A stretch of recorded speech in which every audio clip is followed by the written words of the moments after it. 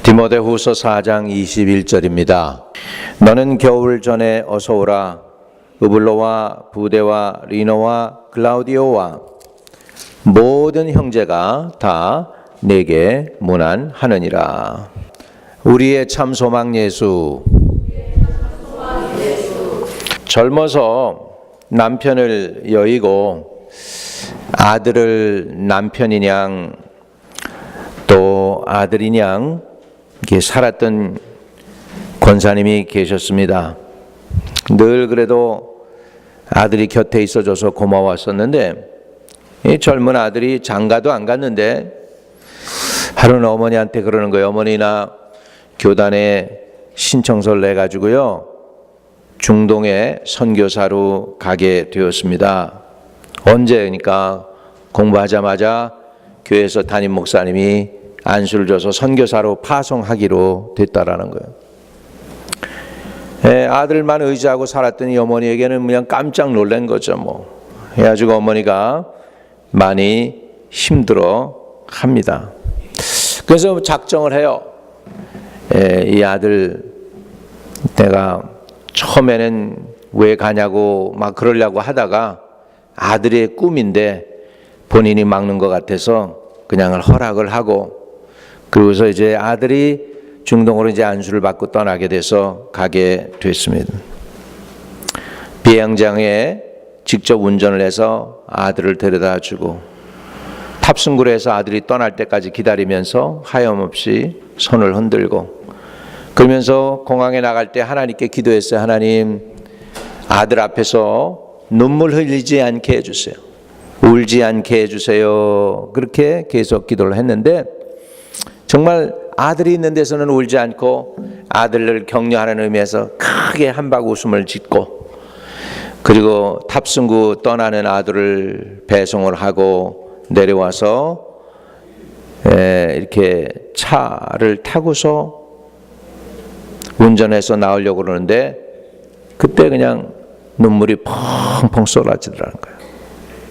그래서 아들을 잃어버린 것 같은 그런 마음을 가지고 울고 집으로 돌아왔습니다.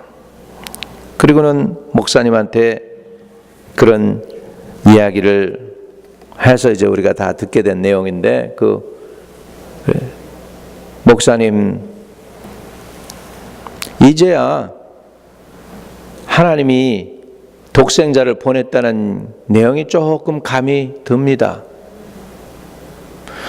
중동에 우리 아들이 이렇게 갔는데 어머니를 놔두고 우리 가족이 이렇게 갈라져서 가는 이 희생을 그 사람들이 알까요? 아마 모르겠죠. 그러면서 내가 가슴이 이렇게 아팠는데 우리 하나님이 자기 아들을 이 땅에 보내준다고 할 때 얼마나 가슴이 아팠을까. 지금이 이제는 감이 들어온다는 거예요. 그 하나님의 마음이 조금 알아졌다는 거예요. 아들을 보냈다는 것이 바로 이런 것이구나 하고 깨달아졌다라고 합니다.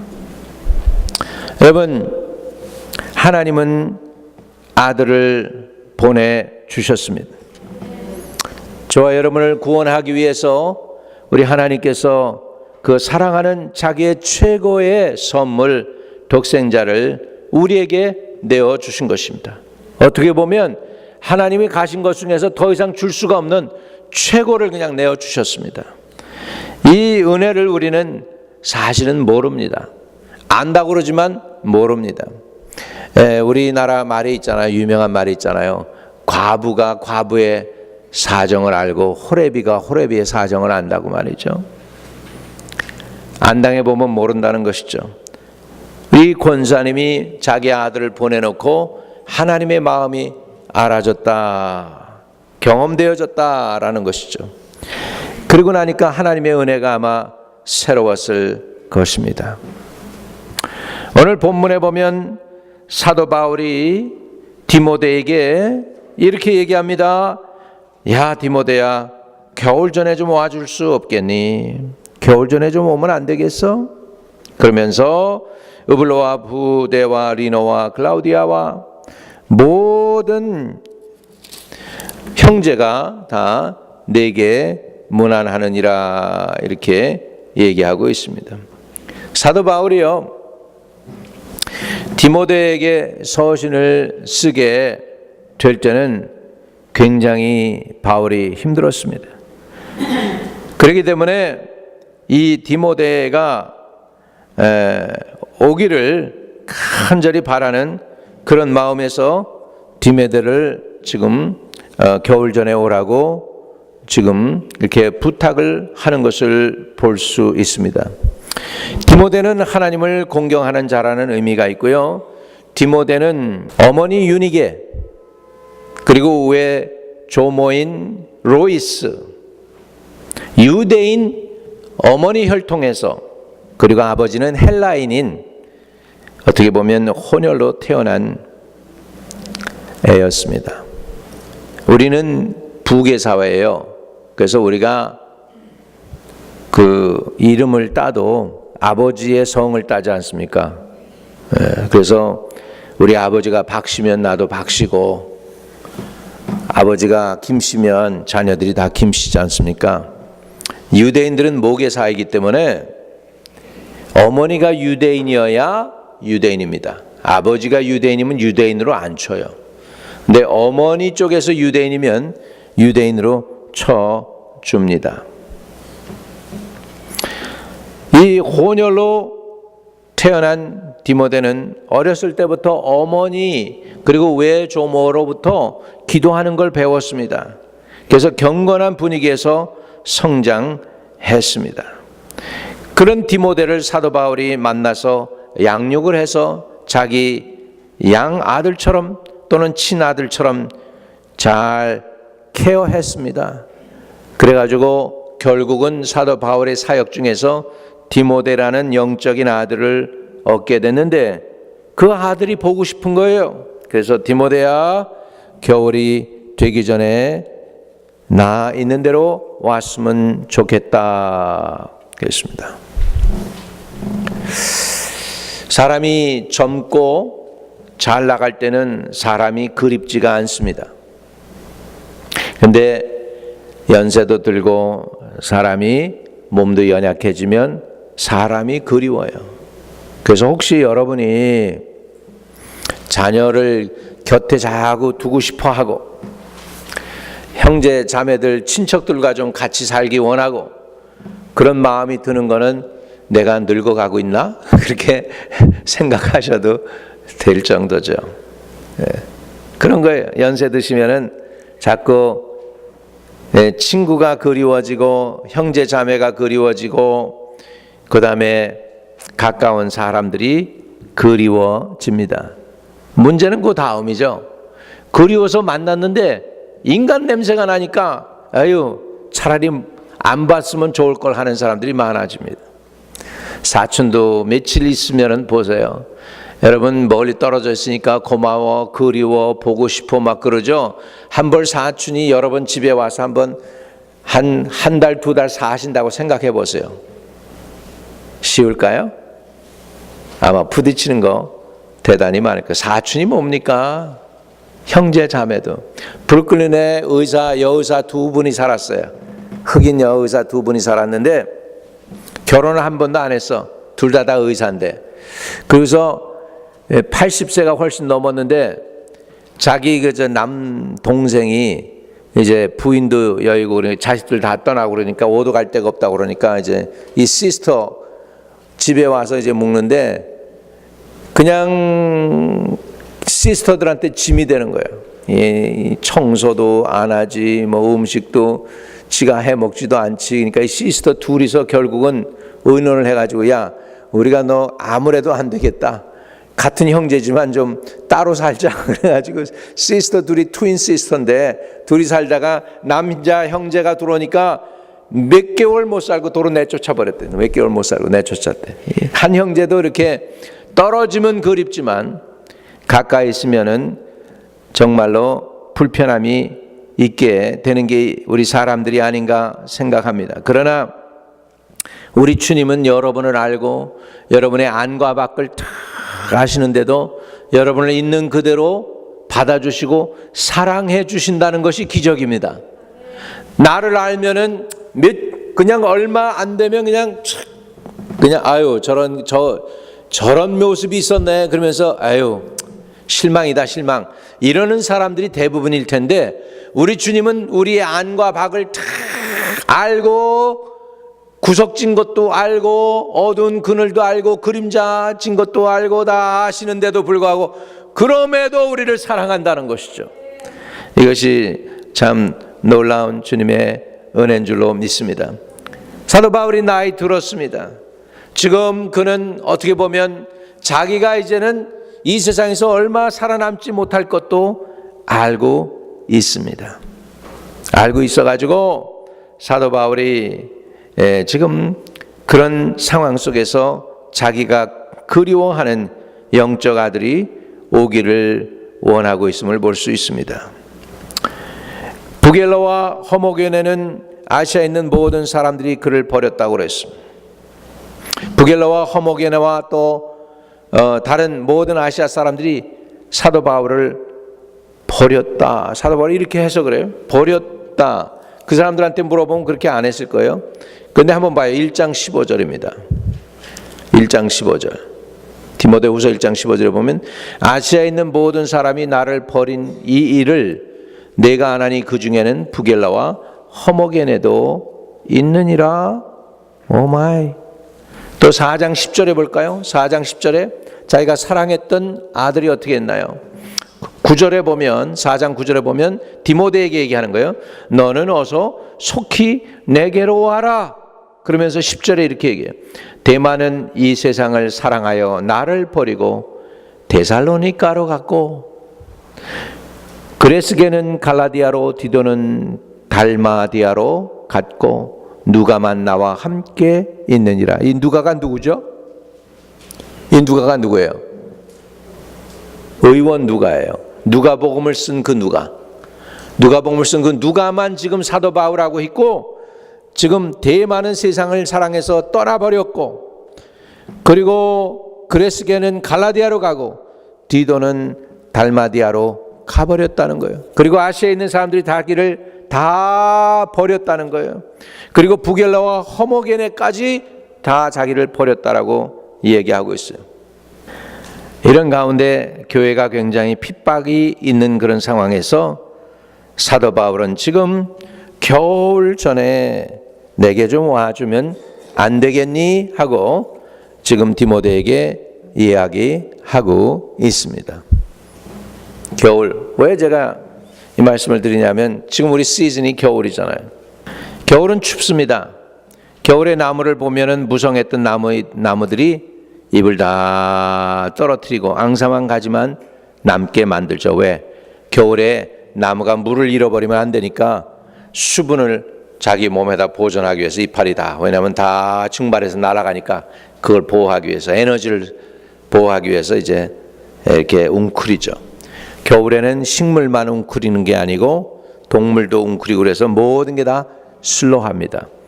곰은 뭐 할까요? 곰? 겨울잠을 자지요. 다 이렇게 숨어가지고 겨울잠을 자고서 겨울을 나게 되는데 여러분의 인생 가운데 여러분 4 시즌이 있습니다. 봄, 여름, 가을, 겨울. 겨울이 우리에게는 있습니다. 따라합시다. Desolation time. 네. 겨울이 올 때는 활동이 모든 것이 줄어듭니다. 에너지를 소비하지 않게 웅크립니다. 여러분 영적일 때에도 영적인 거에도 겨울이 옵니다. 봄, 여름, 가을, 겨울이 있습니다. 우리가 혹시 영적인 겨울이 지나가고 있다면 웅크리고 기다리고 인내하십시오. 그러면 하나님께서 그걸 지나고 나면 또 뭐가 올까요? 봄이 오죠. 여름이 오죠. 여름에는 펑 일을 하는 거예요. 에너지가 넘쳐서 일을 막 여름에 일을 해야 가을에 가서 뭐가 맺힙니까? 열매가 맺히게 되기 때문입니다. 모든 게 매한사에 다 시즌이 있어요. 자기 시기가 있습니다. 그거는 이게 사람이 만들 수 있는 것이 아닙니다. 우리가 내 인생을 내가 컨트롤하는 것 같고 이 세상을 사람이 지배하고 있는 것 같은데 사실은 사람이 하는 게 별로 없습니다. 사람이 하는 게 별로 없어요. 지금 러시아는 푸틴이 하고 있는 것 같고 미국은 트럼프가 다스리는 것 같고 중국은 시진핑이 하고 있는 것 같지만 사실은 그 사람들도 하나님의 도구일 뿐입니다. 하나님이 하시는 것입니다. 누가복음 2장 1절에 보면은 그때에 가이사 아구스도가 영을 내려 천하로 다 호적하게 하였으니 이 호적은 구레뇨가 수리아 총독이 되었을 때 처음 한 것이라. 그러면서 5절에 보면 4절입니다. 요셉도 다윗의 집 족속이므로 갈릴리 나사렛 동네에서 유대를 향하여 베들레헴이라 하는 다윗의 동네로 그 약혼한 마리아와 함께 호적하러 올라가니 마리아가 이미 잉태하였더라. 그때 가이사 아구스도가 영을 내려 천하로 다 호적하게 했다. 그때 당시에 로마 황제가 가이사 아구스도였어요. 다시 말하면 이렇게 아는 말로 표현하면 시저 어거스터스가 로마 황제였고 그 사람이 영을 내려 가지고 각 사람들이 다 자기 있는 곳에 가서 등록을 해서 로마 황제가 이런 명령을 내린 이유가 뭘까요? 이스라엘도 속국이잖아요. 그러니까 속국에서 하는 일이 뭐예요? 가져가려고 그러겠죠? 세금 걷어들이려고. 그러니까 이 가이사 아구스도는 돈을 걷어들이기 위해서 저런 명령을 했어요. 근데 요셉과 마리아는 어디의 사람이냐면 나사렛에서 있는 사람이에요. 지금 베들레헴은 남쪽이고 이스라엘 남쪽에 있고, 그리고 요셉과 마리아가 사는 곳은 북쪽에 있는 나사렛 동네에서 살아요. 저런 명령을 가이사 아구스도가 하지 않았다면 메시아 예수님이 어디서 태어나야 되냐면 나사렛 동네에서 태어나야 돼요. 그런데 그렇게 되면 성경이 안 맞아. 왜? 메시아가 베들레헴에서 태어난다라고 구약 성경에는 말씀하고 있기 때문이다. 자, 우리 미가서 5장 보세요. 베들레헴 에브라다야, 너는 유다 족속 중에 작을지라도 이스라엘을 다스릴 자가 내게로 나올 것이라. 그의 근본은 상고의 영원에 있느니라. 아멘. 어디에서 메시아가 나와요? 다스릴 자가 나와요? 어디? 베들레헴에서. 그러면 베들레헴에서 세상을 다스릴 메시아가 태어난다고 예언을 했는데 500년 전에 예수님 오시기.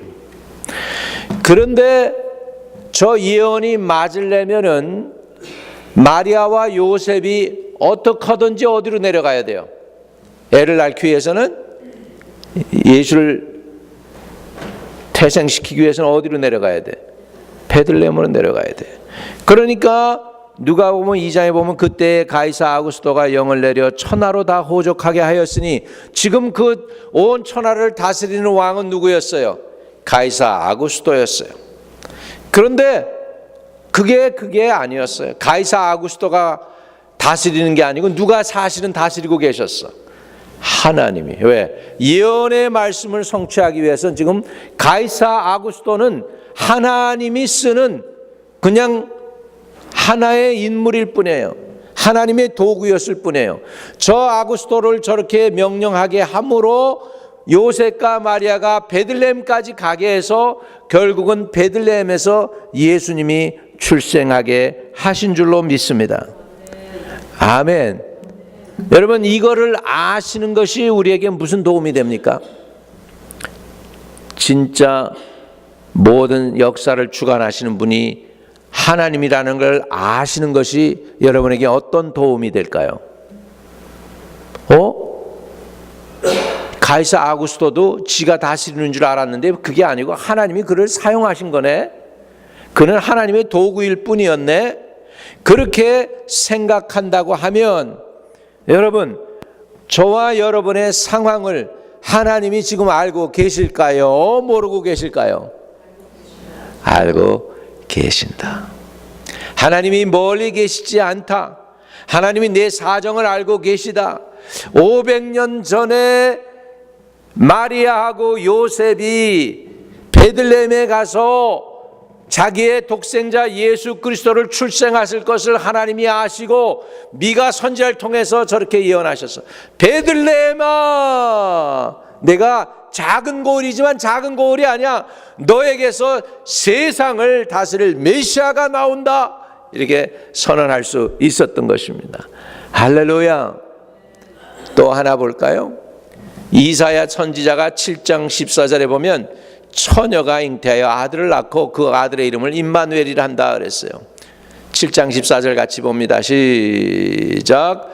그러므로 주께서 친히 징조를 너에게 주실 것이라. 보라, 처녀가 잉태하여 아들을 낳을 것이요 그의 이름을 임마누엘이라 하리라. 여러분, 이 이사야가 이 예언을 할 때는 예수님이 태어나기 전 몇 년?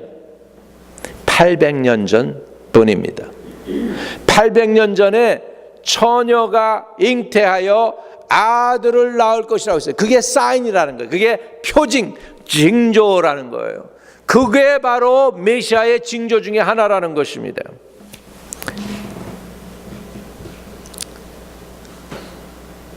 저 표징대로 예수님이 동정녀 마리아에게서 태어나게 됩니다. 놀라운 일이지 않습니까? 하나님이 하시는 일이 이렇게 오묘하십니다. 800년 전에 예언대로 메시아가 동정녀 마리아에서 나오시게 되십니다. 베들레헴에서 그분이 나신다 그랬더니 베들레헴에서 태어나게 됩니다. 동방 박사들이요, 별을 따라 열심히 옵니다. 열심히 오다가 중간에 가서 별을 안 봐요. 분명히 왕이 태어났으니까 그 왕은 어디서 태어날까? 궁궐에서 태어날 거다 생각해가지고 별을 안 보고 다 와가지고는 끝까지 봐야 되는데 어디를 가요? 궁궐로 들어가요. 그래가지고 여기에서 아기가 태어났습니까? 그러니까는 없다는 거예요. 그러니까 가뜩이나 자기 아들도 못 믿고 자기 부인도 못 믿는 이 헤롯 대왕이요. 이 사람이 얼마나 난폭한 사람인지요. 자기 와이프도 죽이고 자기 아들도 못 믿겠다고 죽였어요. 자기 찬탈하려고 그런다고. 그리고 자기 장모도 죽인 사람이에요. 이 사람한테 가가지고 왕이 여기서 태어났는데, 그리고 동방 박사가 얘기하니까 어떻게 됐을까? 헤롯 궁이 소동이 일어나겠죠. 그리고 나서 그 아이를 찾으면 반드시 내게 와서 알려주세요. 나도 가서 경배할 테니까 이렇게 거짓말을 했단 말이에요. 근데 동방 박사들한테 하나님께서 꿈에 현명해가지고 헤롯에게로 가지 말라고 그러니까 이 사람들이 그냥 가버리죠. 그러니까 헤롯이 화가 났죠. 그래가지고 베들레헴에 있는 2살 이하의 어린애를 다 죽여버려요. 그래도 하나님은 예수님을 살려주십니다. 하나님의 섭리인 줄로 믿습니다. 여러분, 사람이 상황을, 세상을 좌주우주하는 것 같아도 그 뒤에는 보이지 아니하시는 하나님의 손길이 있고, 하나님의 인도하심이 있고, 하나님의 보호하심이 있고, 하나님의 지키심이 있는 줄로 믿습니다. 여러분이 여기까지 올 때에는 우여곡절도 많았지만은 오시게 됐는데 이게 우연이 아닙니다. 하나님이 여러분 불러주신 줄로 믿습니다. 하나님이 여러분을 여기에서 함께 예배 드릴 수 있도록 하나님이 허락해 주신 줄로 믿습니다. 하나님의 섭리입니다. 한번 따라합시다. 내가 아니고 하나님이시다. 그래서 우리는 잠깐이라도 우리의 눈을 우리에게서 좀 떼가지고 하나님을 바라볼 수 있기를 축복합니다. Turn your eyes upon Jesus. 우리 눈을 주님께로 돌려서 그분을 바라볼 수 있기를 바랍니다. 나만 자꾸 바라보니까 이건 내가 한 거야. 내가 성취했어. 내게 얻는 유익이 뭐야? 내가 가지고 갈 수 있는 게 내 몫이 얼마야? 항상 사람들은 모든 걸 볼 때마다 거기에 나 중심으로 생각합니다. 내가 얻는 게 뭐지? 영어로 표현하자면 What's in it for me? 내가 가져갈 수 있는 나의 몫이 뭐야? 내가 하면은 내게 무슨 유익이 떨어지는데? 여러분, 온 세상이 다 이렇게 돌아갑니다. 국가와 국가 사이도 마찬가지고요, 개인과 개인 사이도 마찬가지고 다 What's in it for me? 내게 돌아오는 나의 몫이 뭐야? 이렇게 얘기합니다. 그러면 하나님의 섭리가 잘 안 보입니다. 그거를 딱 띄어가지고 주님을 바라보기 시작할 때 능력이 나타나게 될 줄로 믿습니다.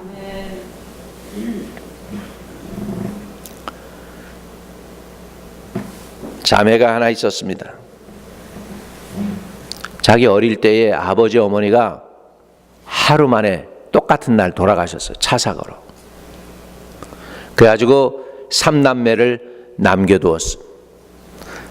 3남매가 그냥 아무도 키울 사람이 없으니까 그 어머니의 여동생 이모에게 가가지고 그 이모가 걔네들을 붙잡고 키운 거예요. 애들을 키웠어요. 이 자매도 대학교 학생까지 됐어요. 그런데 이모가 힘들게 자기 애도 아닌 언니의 셋을 갖다가 키우다 보니까 기쁨도 없고 의무감만 있는 데다가 항상 자기가 한이 맺히는 거예요. 결혼도 못하고 자기 언니 애를 갖다 맡아 키운다면 쉬운 거 아니잖아요. 그러니까는 그 한 맺힌 걸 갖다가 누구에게 풀까? 자기 조카들에게 푸는 거예요. 그러니까 조카들하고 사이가 항상 안 좋은 거예요. 내가 니들 어떻게 키웠는데 맨날 이 얘기하는 거예요. 애들은 그 얘기만 나오면 귀를 막는 거죠.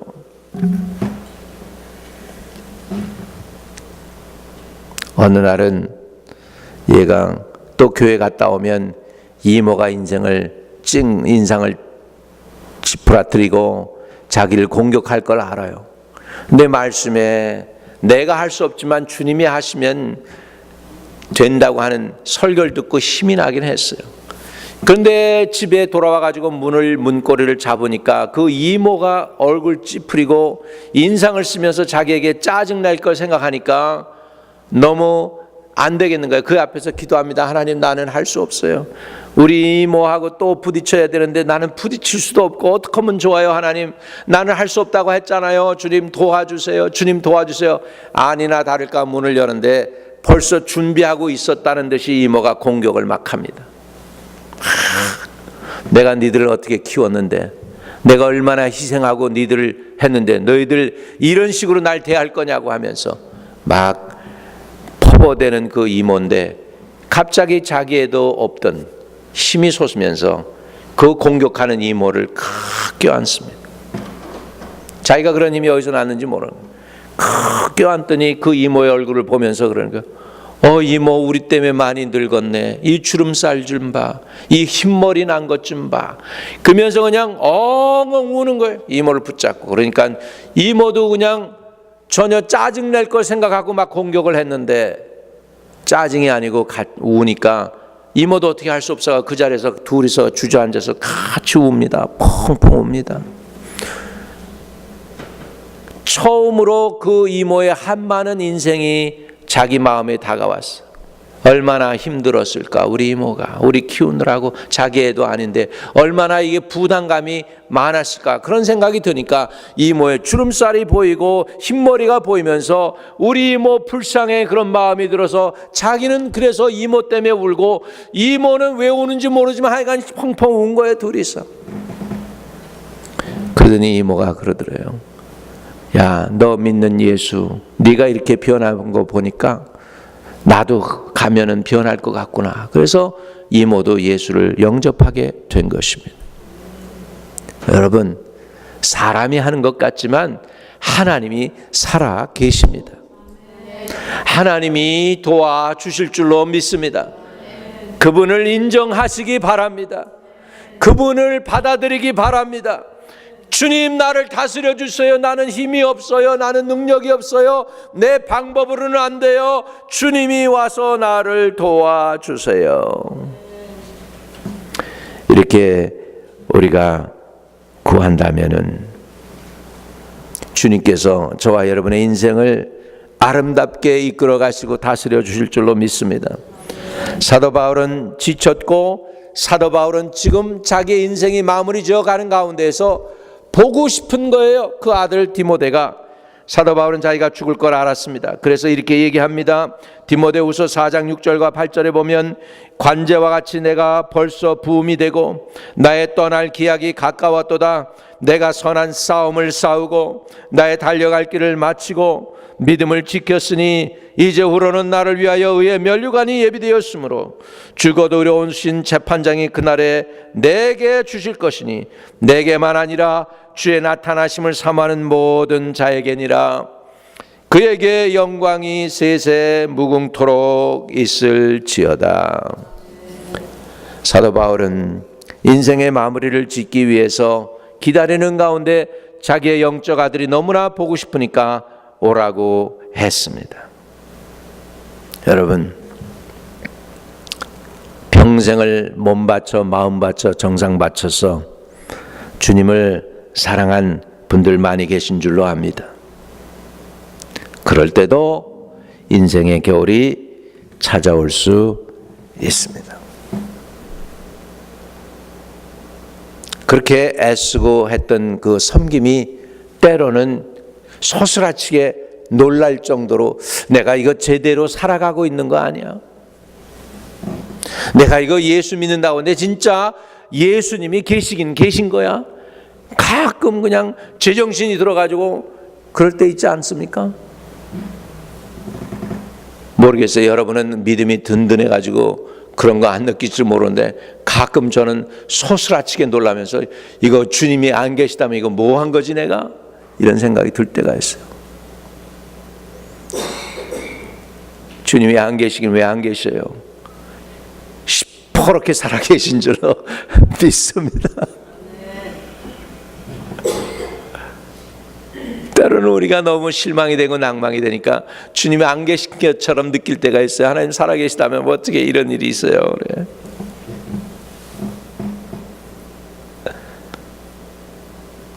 사도 바울도 보니까 그 위대한 대선지자 사도 바울인데도 아시아에서 사람들이 자기를 다 버렸대.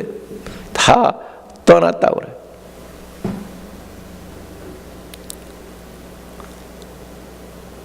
여기에서 저는 하나 느끼는 게 사람들은 떠날 수 있지만 주님은 안 떠나신다는 것입니다. 여러분, 끝날까지 주님은 책임져 주실 줄로 믿습니다. 보이지 않는 하나님의 손길이 사실은 계신 거예요. 보이지 않는. 요셉이 형제들에게 버림받아가지고 노예로 팔릴 때 물 없는 구덩이에 집어 던져뒀다가 걔가 노예로 팔릴 때 하나님이 안 계신 것처럼 느꼈죠. 보디발의 집에 들어가가지고서 노예 생활하는데 일 잘했으니까 상급을 받아야 되는데 상급이 아닌 억울하게 누명을 써가지고 보디발의 아내에 의해서 누명 써가지고 감옥소에 들어갈 때 하나님이 안 계신 것처럼 느낄 수 있어. 근데 하나님 쪽에서 보니까 그게 다 훈련이에요. 시골의 동네에 있는 아버지 야곱 밑에서 있으면 절대로 큰 인물이 못 되는데, 그래가지고는 안 되겠으니까 하나님께서 요셉을 형들의 미움을 통해서라도 끌어내가지고 애굽으로 옮겨서 훈련받게 하고, 세상을 다스리는 법을 보디발의 집에서 집을 다스리는 법도 배우고 감옥소를 다스리는 법도 배우더니 나중에는 바로의 집을 다스리는 그런 바로의 이 애굽의 최고 권위자가 되게 하신 줄로 믿습니다. 하나님 안 계셨어요? 계셨어요. 하나님 없으셨어요? 거기에서 불꽃 같은 눈으로 살아서 보고 계셨습니다.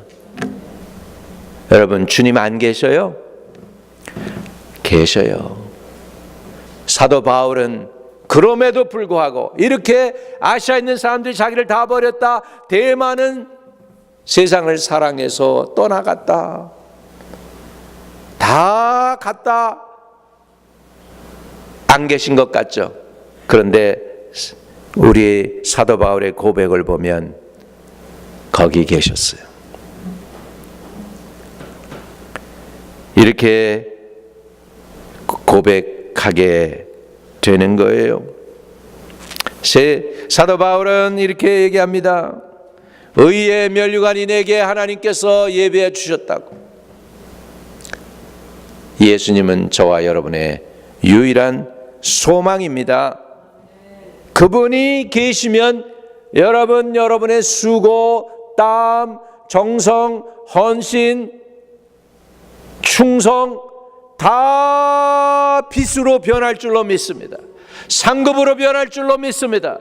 축복으로 변할 줄로 믿습니다. 살아계신 주님께 저와 여러분의 소망을 두시기를 주의 이름으로 축복합니다. 따라합시다. 예수님은 나의 소망.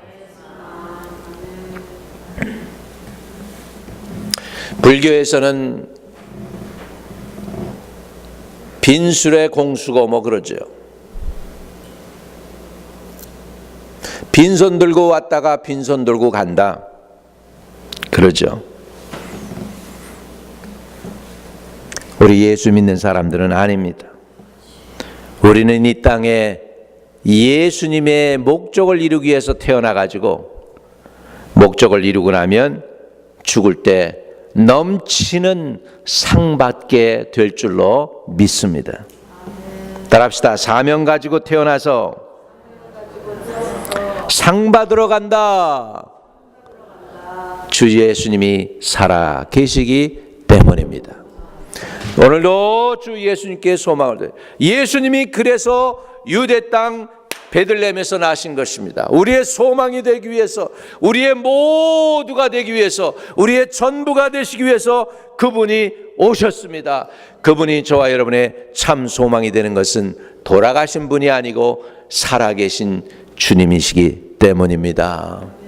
살아계신 주,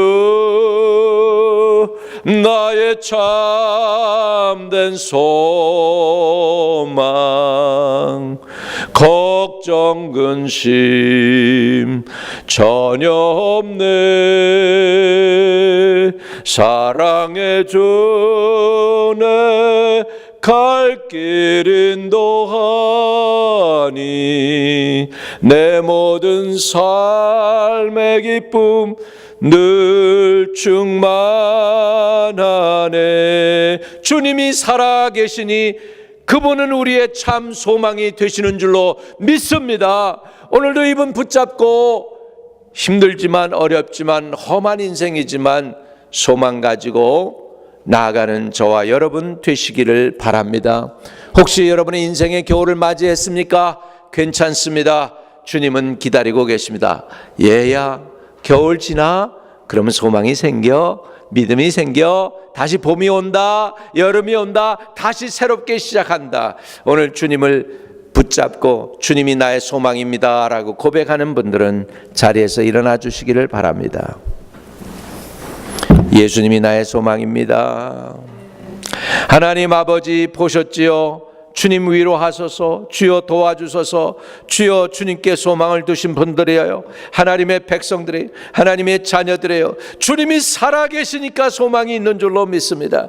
이 살아계신 주님과 함께 늘 동행하며 영원한 은혜를 누릴 것을 믿으며, 그렇기 때문에 현실에 힘들고 어렵고 보이지 아니하지만 하나님의 섭리가 때로는 이해가 되지 아니하고 보이지 않는다 할지라도 주님을 믿기로 결단하고 굳건히 붙잡는 하나님의 백성들에게 더 큰 믿음 주시고 더 큰 확신 주시고 소망과 인내를 가지고 나가게 도와주시옵소서.